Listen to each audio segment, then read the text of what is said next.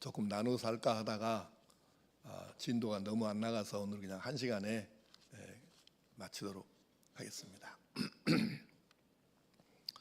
오늘은 먼저 상식적인 얘기를 조금 풀고 그리고 이제 본론으로 들어가겠습니다. 1절에 보면 17절에 보면 유대인이라 불리는 네가 이렇게 나옵니다. 유대인이라 불리는 네가, 그러니까 유대인이라고 불리우는 사람들, 민족, 백성이 있었다는 얘기잖아요.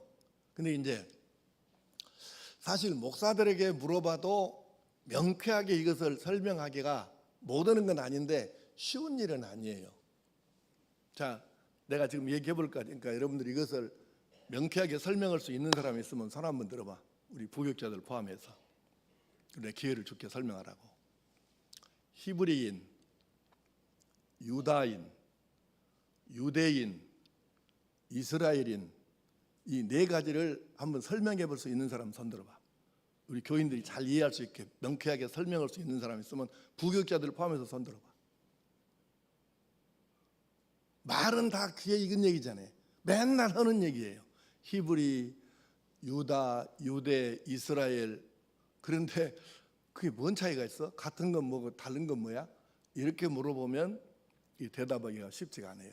그래서 오늘 짧은 시간에 이걸 정리를 해드릴 거니까 잘 기억을 하셔가지고 나중에 어디 가서 헤매지 말고 누가 혹시 헤매는 사람 있으면 설명을 잘 해주시라고. 먼저 히브리인, 창세기부터 등장하는 말이에요. 아브라함을 지칭할 때 이제 히브리인이라고 맨 처음에 등장을 하는데, 히브리인이라고 하는 말은 히브리 말을 사용하는 사람 또는 사람들, 이런 뜻입니다. 그러니까 이거는 언어 구분의 개념이에요. 그래서 히브리인이라는 이 말 자체는 히브리 말을 쓰는 사람들, 이런 뜻이에요. 그러니까 뭐 이게 이스라엘이냐 유대인이냐 이게 상관이 없어요. 히브리어를 쓰면 그건 히브리인이 되는 거예요. 두 번째, 이제 유다가 나옵니다. 아니, 그 이전에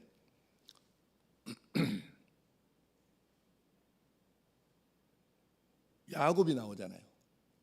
야곱이 나오는데 야곱의 이름이 뭘로 바꿔졌죠? 나중에 창세기 32장에 그 이야기가 왜 그렇게 됐는지에 대해서는 자세히 나오니까 거기는 설명을 안 하겠습니다. 그래서 야곱이 이스라엘로 바꿔졌어요.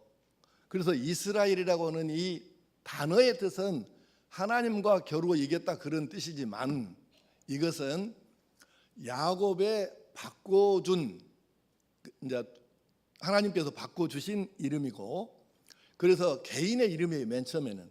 그런데 개인이지만 가족의 이름이에요. 나중에 전부 다 야곱의 아들, 딸들은 이스라엘 사람이 되는 거예요.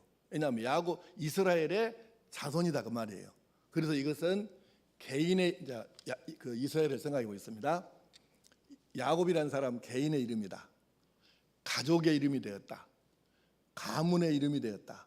민족의 이름이 되었다. 그리고 한 나라의 이름이 되었다. 그리고 그 지역을 일컫는 지명까지 포함하게 되었다. 그래서 이렇게 단어는 하나 이스라엘인데 6가지의 의미로 각각 다르게 쓰이고 있어요.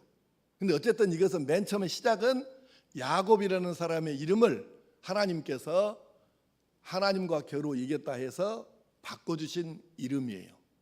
그런데 왜 이것이 가족의 이름이고 가문의 이름이냐면, 그 후로 야곱이 이제 고향으로 돌아오기 전에 아들이 11명이었고 고향으로 돌아온 후에 마지막 베냐민을 낳아서 아들이 12명으로 딱 채워진 거예요. 그리고 이 사람들은 이스라엘의 아들들이라고 불렸고, 여기서 다시 이제 자손들이 막 퍼져나갈 거 아니에요. 그래서 이 사람들이 이스라엘의 자손이고 그들이 바로 이스라엘 가문이고 이스라엘 민족이 되는 거예요. 그래서 이건 다 같은 의미를 가지고 있어요. 그런데 이스라엘의 이게 이 민족이 나라를 건설했을 때 그게 뭐예요? 이스라엘 왕국이 되는 거죠. 근데 이 12 아들 중에 4번째 아들 이름이 뭐이다? 유다예요. 유다인데 이스라엘 나라가 잘 나가다가 첫 번째 왕이 누구? 이스라엘 첫 번째 왕이 누구? 사울. 두 번째 다윗. 세 번째 솔로몬. 물론 천국 가는 이것은 시험에 안 나오기는 해요. 그래도 상식적으로 말하면 좋아. 자, 다시 첫 번째 누구? 두 번째, 세 번째, 네 번째는 르호보암인데 이놈이 아주 엉망진창이에요. 요새 꼭 윤석열이 같은 놈이야. 천공이라는 놈 따라다녀 갖고 맨 엉뚱한 짓거리 하듯이 그렇게 얼색없는 짓거리를 하고 산 놈이 바로 르호보암이에요. 그래서 하나님께서 단박에 이것을 어떻게 박살을 내야 되는데 어쨌든 그래서 이제 이때에 4대 네 번째 왕 솔로몬의 아들이 왕 되었을 때 이 나라가 나누어져요. 그런데 12지파를 갖고 말하자면 10대 2로 나누어져요. 근데 묘하게도 북쪽에 있는 지파가 10지파고 남쪽에 있는 지파가 2지파인데 남쪽에 있는 2지파가 유다 지파하고 베냐민 지파예요. 그리고 이제 북쪽으로 가는 것은 나머지 10지파가 전부 그쪽이에요. 그래서 북왕국, 남왕국 그러는데 결국 나중에 하나님께 어떻게 하나님 뜻을 반대쪽으로만 가든지 그냥 여러분 잘 생각하셔야 돼. 지난번에 우리 예언서를 공부할 때 계속 강조했는데 하나님의 인내심을 시험하면 안 됩니다. 하나님의 인내심에도 한계가 있는 거예요. 우리가 지금 그러잖아요. 맨날 죄 짓고 사는 교인들 많아요. 그런데 하나님께서 아무 벌도 안 주시니까 아유 맨날 그래도 암시랑 않네 이러고 마음 놓고 죄를 짓고 더 짓고 아무 양심의 가책도 안 느끼고 근데 그러다 일 나는 거예요. 하나님의 인내심을 시험하면 안 돼요. 네, 여러분 꼭 기억하셔야 돼요. 이 중에 몇 사람 꼭 들을 사람 있어요. 자, 그래서 하나님께서 참다 못하셔서 그러면 너희들 안 돼. 그래서 외국 아수르라는 나라하고 바벨론이라는 주변에 있는 큰 나라를 채찍으로 사용하셔서 쳐들어가서 혼을 내요. 그래서 북왕국도 망하고 남왕국도 망해요. 근데 북왕국은 아예 나라 자체가 없어질 뿐만 아니라 민족 10지파 자체도 서로 피를 섞어불고 혼을 왔다 갔다 하면서 이렇게 하고 율법을 못 지키고 이러면서 10지파가 거의 소멸됐다고 말해도 될 만큼 그런 상황이 된 거예요. 10지파는 지금 흔적을 찾으면 없는 건 아니에요. 그런데 없는 것이랑 마찬가지 현재 상황이. 그리고 이제 북왕국은 그래서 없어져 버렸고 나중에 남왕국 사람들이 포로로 잡혀간 사람들이 돌아오고 70년 만에 돌아오고 원래 안 잡혀가고 있었던 사람들까지 포함해서 돌아온 사람들이 합해져 가지고 나라를 다시 하나 세웠어요. 그래서 그때부터 유다라는 이름 대신에 유대 왕국 이렇게 이름을 지은 거예요.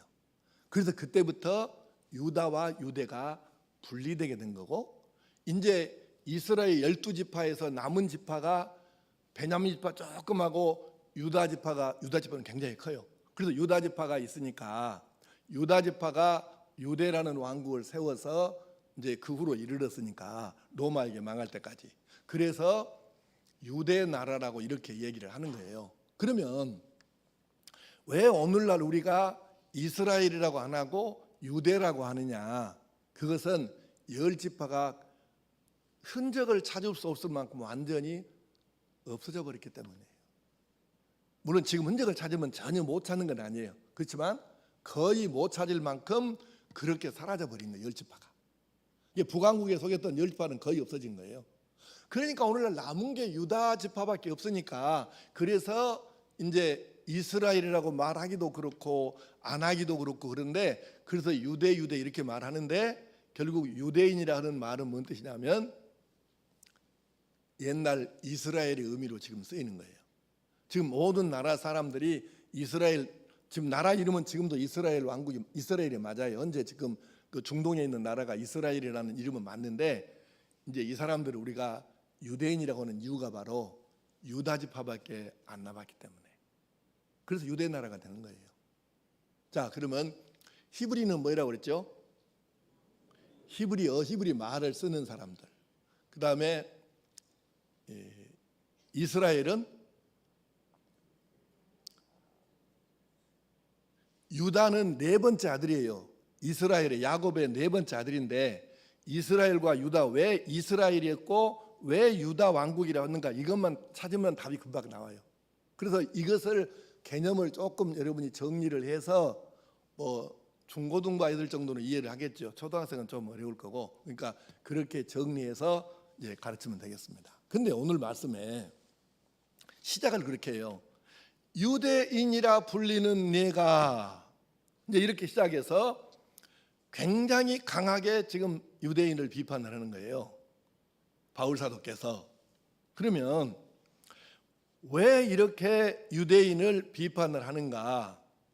결국 유대인들이 로마에게 망해가지고 뿔뿔이 흩어져서 유럽의 남쪽, 아시아의 서쪽, 아프리카의 북쪽 3개 대륙으로 뿔뿔이 흩어져가지고 그래서 살고 있는데, 가는 데마다 유대인들이 회당을 세워가지고 자기들의 전통을 지키고 이렇게 하는 거예요. 그런데 그 사람들이 거의 틀림없이 바리새파 쪽의 교리라든가 유대교를 전파하는 거예요.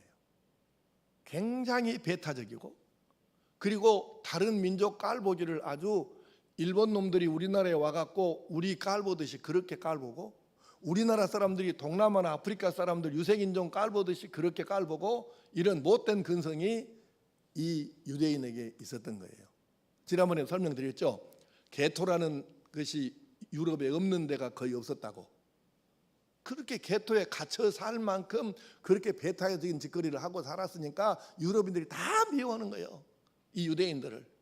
그래서 근데 이렇게 그 당시에도, 이 바울사도 당시에도 가는 데마다 아주 배타적이고 자기들은 굉장히 뭔 대단한 것으로 생각하고, 그리고 그 나라 민족들을 무시하고 깔보고 이렇게 살았거든요. 그래서 이 사람들이 자랑하는 것이 있는데, 첫째, 우리는 선민이다. 이스라엘이 뭘 자랑하는가, 왜 교만한지 그 배경을 설명하는 거예요.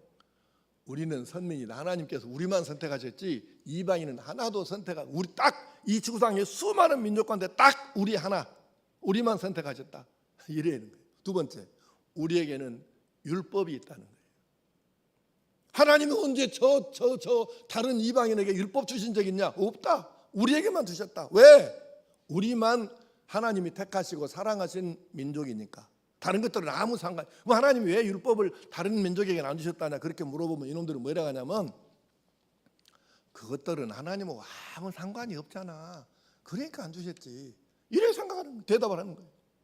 그러니까 우리가 지금 생각하면, 이성을 가진 사람들이 생각하면 아이고 참 아이고 이렇지만 그 사람들은 당연하게 생각하는 거예요. 이거를 말도 아닌 소리를 당연하게 생각하는 거예요. 세 번째, 우리는 할례라고 하는 하나님과 우리만의 특별한 징표가 있다. 세 가지를 자랑을 하는 거예요. 그러니까 우리가 생각할 때는 아이고 뭐 자랑할 것도 아니고 많은 걸 쌓네 이런데, 그 사람들은 아니에요. 이게 목숨을 걸다시피 하는 거예요. 그러면서 다른 민족을 무시하고 깔보고 배타적으로 사니까 누가 이런 인간을 좋아하겠습니까? 오늘날 또 사람들 중에 어느 직장이나 어느 모임에 어느 지역에 가도 꼭 그런 사람 있잖아요. 저만 잘나왔고 배타적이었고 다 깔보고 무시하고 우습게 이런 사람들 많잖아요. 근데 그 사람이 다른 사람들에게 존중받고 산 거 봤습니까? 이게 어렵거든. 그러니까 이게 유대인들이 딱 그 바리새파의 그 고정관념을 가지고 어디 가든지 똑같이 하고 있으니까 어떻게 다른 민족하고 융화가 되고 조화를 이루어 살겠어요. 이게 어려운 거죠. 그래서 바울 사도가 가는 데마다 이렇게 하고, 특별히 지금 이 오늘 우리가 읽은 말씀은 로마에 사는 그리스도인들에게 보낸 편지인데, 이미 로마에도 유대인들이 들어가 가지고 또 이런 짓을 이걸 전하고 이걸 하고 있으니까 그래서 강하게 비판하고 이건 잘못된 거다라는 것을 지금 가르치려고 하는 거예요. 그래서 지금 오늘 이 본문의 배경이 바로 그거예요. 그래서 이 말씀을 할 수밖에 없었다 그 말이에요. 바울 사도가 로마에 지금 믿는 그리스도인들에게. 자, 그러면 이제 오늘 두 가지로 한번 정리해 보겠습니다. 하나는 오늘 말씀의 교훈을 한번 찾아봅니다. 주로 21절에 대한 설명인데 21절, 그러면 다른 사람을 가르치는 내가 내 자신은 가르치지 아니하느냐? 이 말씀이거든요. 무슨 얘기냐면 아는 것이 아는 것으로만 끝나면 구원과 아무 상관이 없다는 거예요.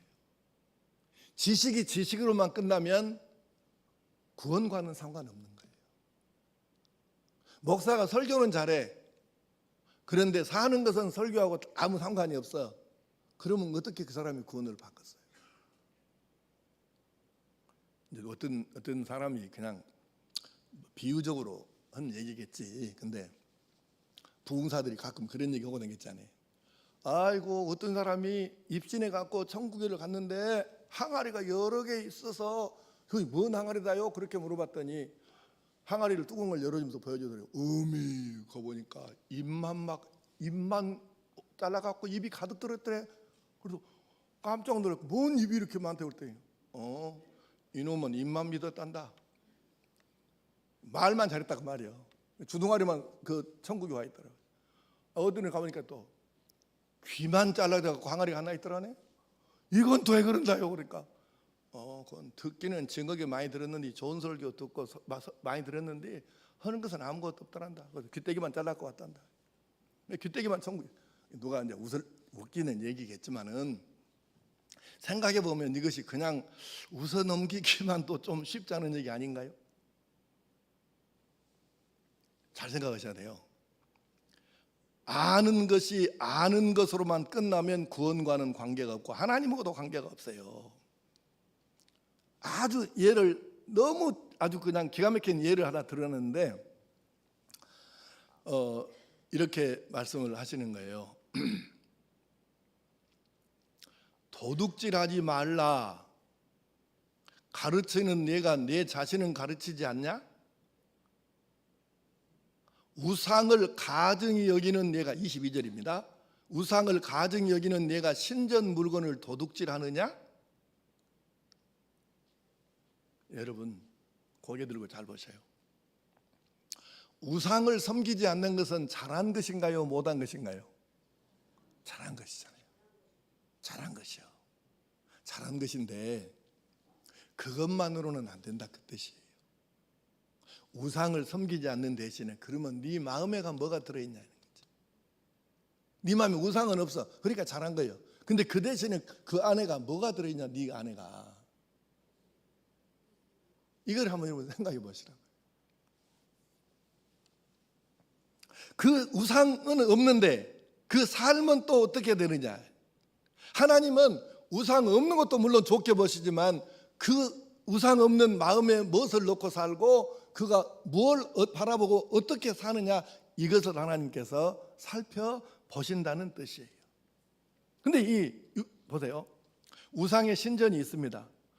근데 유대인들이 가서 사는 지역에 우상의 신전에서 물건이 자꾸 없어진다 가요.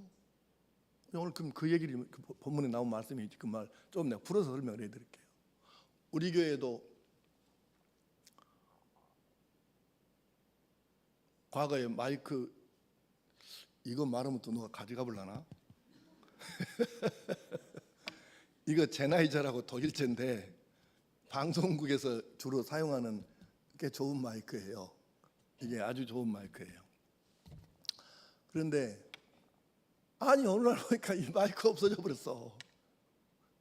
그래가지고 이 강단에 있는 마이크가 없어져서 그때는 또 마이크를 하도 도둑놈이 많아가지고 이걸 빼가지고 예배 시간에만 이렇게 꽂고 또 이렇게 돼 있는데 이게 또 자꾸 넣다 뺐다 하니까 이게 또 유격이 생겨가지고 또 잡음이 생겨. 그때 꽂아놨는데 없어져 버린 거예요. 이런 참 웃기는 일도 있었고, 또 사실 내 마음에 나는 평소에 내가 여러분에게 설교하고 가르쳤던 것하고 우리에게 헌금 하는 방식이 좀 안 맞기는 해요. 그러니까 이제 우리는 헌금이 이렇게 걷지는 않고 본인이 알아서 헌금함에다 넣게 하고, 주보에다가 다시 이름을, 한때 우리가 주보에 이름 올리는 거 안 했어요. 헌금한 사람 이름 안 냈다고 주보에다. 기억난가요? 근데 다시 우리가 이름을 내게 됐어. 내게 된 이유가 뭐냐면 헌금 많이 하게 하려고 그런 의미로 한 게 아니고, 이제 지금 내가 시점을 지금 찾고 있는데 주보의 헌금 명단을 그냥 다시 없애려고 그래요. 좀 유치하지 않습니까? 무슨 하나님한테 드리는 헌금을 뭐든지 이름을 내고 말 걸 이유가 어디가 있어? 우리 교인들이 웬만하면 큰 것 뭐 헌납할 때 다 무기명으로 오지, 이름 밝히고 온 사람도 거의 없어. 우리 교회는 큰 돈 헌금한 사람들은 거의 무기명으로 합니다. 우리 교회도. 근데 왜 다시 이름을 올렸냐면,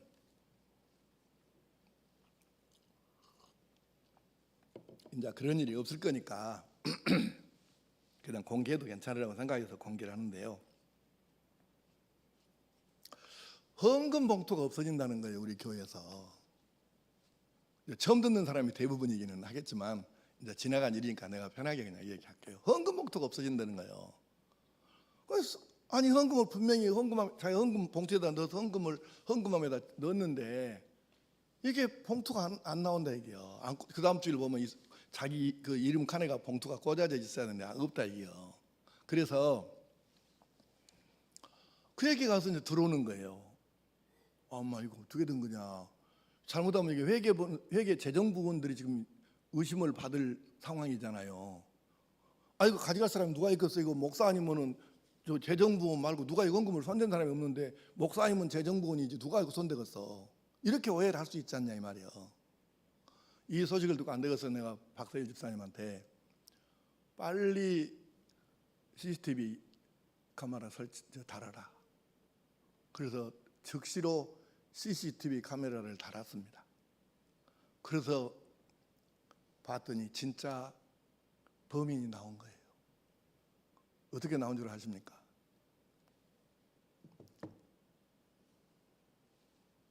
학교를 얘기하면 안 되나? 하도 완도에 있는 학교 학생이 아침에 학교 갈 때 교회 한번 들르고 끝나고 집에 갈 때 교회 한번 들리고, 그래서 헌금함에 구멍이 뚫렸잖아요. 헌금 봉투 넣는 구멍이 뚫렸잖아요. 그래서 거기를 이렇게 들러봐가지고 헌금 봉투가 있으면 기나긴 막대기를 얇게 해가지고 끝에다가 뭘 이렇게 껌인지 뭔지는 모르는데 뭘 붙여가지고 그놈을 넣어가지고 이렇게 해가지고, 기술이 있어야 돼요. 헌금 봉투가 조금만 각도가 안 맞으면 도로 떨어져 버려. 고난도 기술을 사용해가지고 헌금 봉투를 빼가는 거예요. 이게 CCTV에 찍힌 거예요, 카메라에. 그래서 우리가 그걸 확인을 한 거예요. 그래서 잡았어. 그래갖고 그 뒤로 이제 이런 일이 없어졌거든요. 그래서 그때 헌금 봉투가 없어진다는 얘기를 몇 가지, 한 건이 아니고 몇 건이 있다는 이제 보고를 내가 받았기 때문에, 이거 목사로서는 엄청 괴로운 일이잖아요 지금. 아니, 하나님 배들이 헌금이 없어진다는 이게 뭔 말이에요. 그리고 또 없어져도 누가 장난쳤을까 그렇게 쉽게 넘어갈 사람이, 그 사람 봉투가 없어졌으면 좀 견딜 만해요. 딱 시험 들기 좋은 사람 것만 없어지네. 신기하네 그것도. 그래서 어쨌든 그때 이제 CCTV 카메라 설치하기 전이니까, 없을 때니까, 그래서 그때 오해받기 싫어서 누가 오해를 받아도 받는 상황이니까, 그래서 주보에다가 헌금한 사람들 이름을 다시 영수증의 의미로 그 이름을 다시 쓰게 된 거예요. 그래서 헌금자 이름을 다시 주보에 올리게 된 거예요. 아니, 지금 여러분이 만약에 주보에 자기 이름 나오면 헌금하고 안 나오면 안 한다 정도 되면 하지 마세요. 무더라 그런 걸 왜 해요? 하나님한테 하지 마세요. 예. 사람 보라고 하는 것이면 헌금하지 마세요. 예. 아무 상관없습니다. 어쨌건 그렇게 해서 이제 우리가 지금은 이제 그럴 일이 없으니까 적정한 시점에서 어느 날 주보에서 헌금한 사람들 이름이 사라질 거니까, 네, 그랬구나 하고 여러분들 이해하시기 바랍니다. 우리 교회 정도면 그래도 아무 문제 없잖아요. 있다고? 없잖아요. 예. 넘어가겠습니다. 그래서 아니 생각해 보세요. 우리 교인이 교회 안에 있는 헌금 목두든지 뭐 교회 비싼 이거 마이크든지 이런 거를 갖다가 누가 교인이 이걸 손대겠습니까? 그럼 이방 신전에서 물건이 없어진다. 그러면 이방 신전에 물건이 없어지는 것을 그 이방 우상 섬기는 사람이 가져가겠어요? 그 물건을? 그 신전 안에 있는 비싼 물건을 누가 가져가겠어요? 그 신전에서 그 이방신을 믿는 신도가 가져간다면 그는 벼락 맞아 죽을 놈이지. 그 어떻게 자기 신 그 섬기는 데서 그걸 가져가겠어? 절대 그 신도는 아니에요. 그러면 도대체 누가 그 이방 우상 섬기는 신전에서 그 비싼 걸 누가 도둑질해 가냐고 말이에요. 이런 사람입니다. 우상을 보면서 아이고 꼴값하고 있네. 네가 복을 줘야 네가 나를 벌 줄 수 있냐? 이런 사람입니다. 우상은 돌이나 나무나 쇠로 깎아갖고 세워놓고 거기다가 절하고 돈 바치고 제사 지내고 하잖아요. 근데 그 우상을 보면서 껄껄 웃으면서 아이고 네가 복 줘? 네가 벌 줘? 이럴 수 있는 사람이에요. 근데 이럴 수 있는 사람이 누구겠냐고 말이에요. 그게 바로 유대인입니다. 어디 가든지 유대인들은 지그 하나님 여호와만 참 신이라는 그 정도는 유대인은 알고 믿는 거예요. 그러니까 우상이라는 것은 저것은 단순히 독댕이고 나무 조각에 불과하다는 걸 잘 알아요. 그러니까 여기서 내가 이거 가져가도 저 신은 나한테 아무 벌도 줄 수 없어. 이걸 너무 잘 아는 거예요.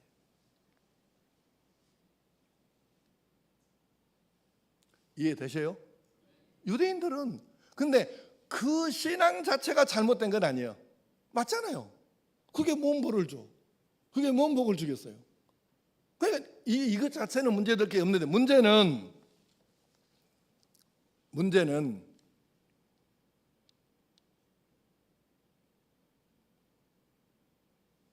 이방 신전에 있는 것이라고 해서 가져가면 죄가 안 되나요? 그건 도둑질이 아닌가요? 도둑질하면 안 된다고 가르치는 사람들이 우상이 벌 못 준다는 걸 뻔히 아니까 그걸 가져가는데 그건 도둑질이 아니냐 그 말이에요. 이제 바울 사도가 지적하는 게 그거예요. 이 사람들은 그래요. 아이고 저 멍청한 것들. 아이 저것이 누구한테 복 주냐? 벌 주디? 아이고 깎아보이는 이렇게 비웃으면서 우상의 신전에서 비싼 것들 도둑질해. 아무 거리낌이 없어요. 양심에 거리낌이 없어요. 바울 사도는 이걸 너무 잘 알아요. 그게 바리새인이라고. 그래서 얘기를 하는 거예요. 지금 도둑질하지 말라고 가르치는 내가 우상의 신전에서 도둑질을 왜 하냐? 그건 죄가 안 되냐? 이걸 지금 나무라는 거예요. 오늘날에도 이런 사람들 있잖아요. 뉴스에 가끔 나와요. 어디 절에 가서 불을 질러버렸어. 근데 그것도 CCTV가 있었고 그것도 잡혀버렸네. 본게 그게 기독교인이야? 아 이거 지어낸 말이 아니고 뉴스에 나온 얘기 이게. 절에 불 지르는 거는 죄 아니에요? 그건 방화죄 아닙니까? 참 진짜 왜 이럴까? 그 유대인들하고 차이가 뭐가 있는 거예요? 이 사람들하고 이 기독교인하고는 차이가 뭐가 있는 거죠? 왜 그런 정신 나간 짓을 하는 거예요? 그건 방화죄 아닌가?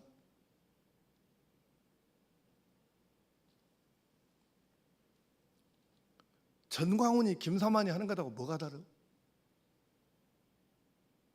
우리 교인들도 가끔 오해를 하는 사람도 있을 것 같기는 해요. 내가 맨날 전광훈이 김사만 욕하니까 우리 목사님은 그 사람들하고 뭔 그렇게 왼수가 적간데 그렇게 저렇게 맨날 조사 닦아. 나는 개인적으로 아무 원한 관계가 없어요. 근데 그 인간들 때문에 대한민국에서 젊은이들이 교회를 떠난 숫자가 몇십만 명이니까, 이건 내 말이 아니고 교회 성경학자들 얘기니까 나는 그래서 기가 막혀서 하는 얘기예요. 나는 개인 감정 하나도 없어요. 오히려 나는 김상환한테 밥은 몇 번 얻어먹었네. 예. 여러분, 그래서 아는 것으로만 끝나면 지식은 아무 도움이 안 돼요. 구원에 도움이 안 돼. 하나님께 도움이 안 돼요. 이것을 기억해야 돼요. 그 다음에 삶이 죄가 되면 하나님을 욕되게 하는 것입니다. 24절 보겠습니다. 기록된 바와 같이 하나님의 이름이 너희 때문에 이방인 중에서 모독을 받는도다. 너희 때문에 모독을 받는 거, 하나님의 이름이.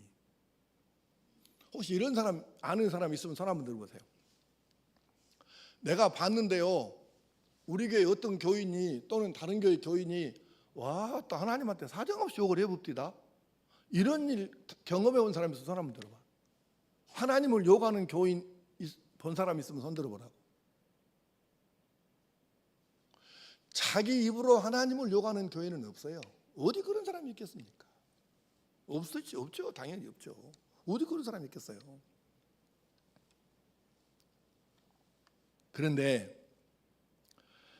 삶으로 죄를 지어가지고 예수 믿지 않는 사람들에게 욕을 얻어먹으면 그것이 바로 하나님을 욕하는 것과 뭐가 다르냐? 지금 그 말이에요. 24절 말씀의 뜻이.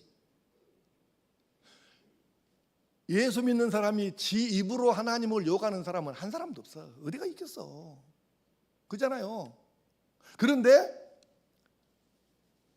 하는 행동으로 욕 얻어먹을 짓거리를 해가지고 욕을 얻어먹으면, 아니, 사람들은 참 미안하죠.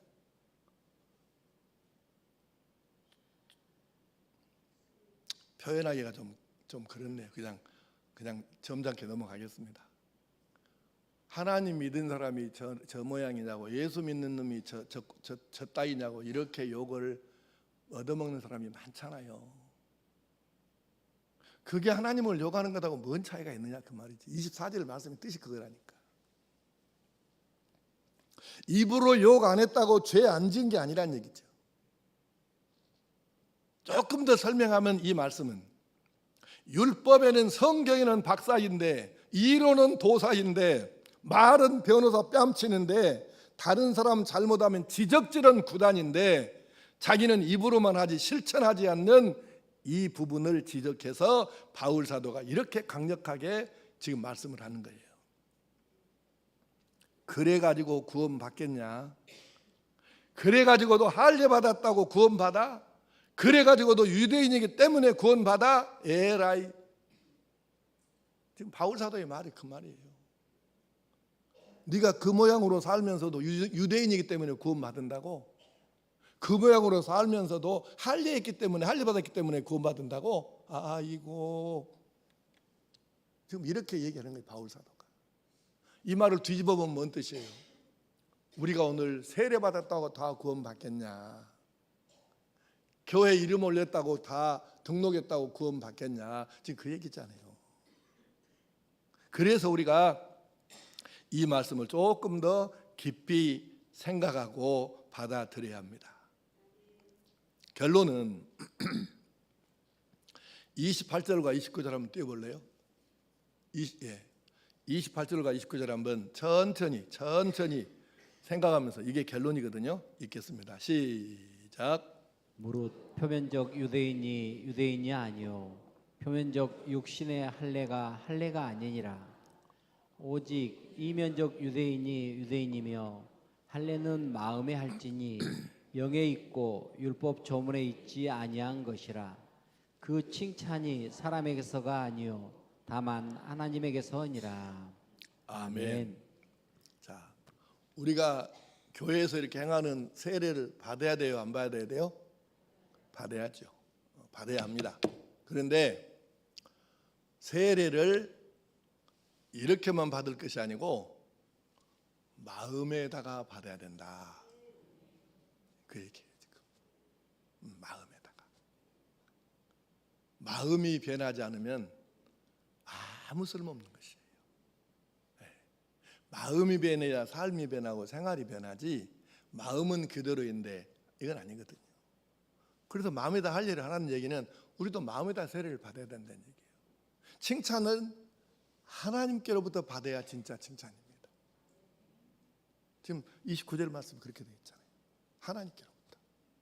그래서 우리가 마음에다 세례를 받고 그래서 마음이 바꿔지니까 변화되니까 삶까지 달라져서 하나님께로부터 칭찬을 받는 성도가 진짜 세례 받은 사람이고 진짜 그리스도인이다. 이것이 오늘 말씀의 결론이에요. 기도하겠습니다. 아버지 하나님, 바울 사도가 전도하려고 어느 지역에든지 가기만 하면 거기에는 먼저 유대인들이 들어와 가지고 할례 안 받으면 안 된다. 율법 안 지키면 안 된다. 유대인 아니면 구원받을 수가 없다. 이렇게 하니 복음을 전하기가 참으로 힘들었습니다. 그래서 바울 사도께서 그 경험을 바탕으로 로마에 있는 성도들에게 그래서는 안 된다. 마음에 할례를 받고 마음이 변화되어서 삶이 변화되어 주변 사람들에게 칭찬을 받으면 하나님께로부터 칭찬이 올 것이니 마음에다 할례 받고 하나님께 칭찬받는 삶을 사는 진짜 성도가 돼야 한다고 그렇게 가르쳐주고 있습니다. 오늘 우리 모두가 이 말씀의 참 뜻을 잘 깨닫고 그저 머리가 아닌 입으로가 아닌 삶으로 마음으로 믿고 변화되어서 하나님께 칭찬 듣고 쓰임 받는 복된 성도들 되게 하여 주시옵소서. 주 예수님의 이름으로 기도하옵나이다. 아멘.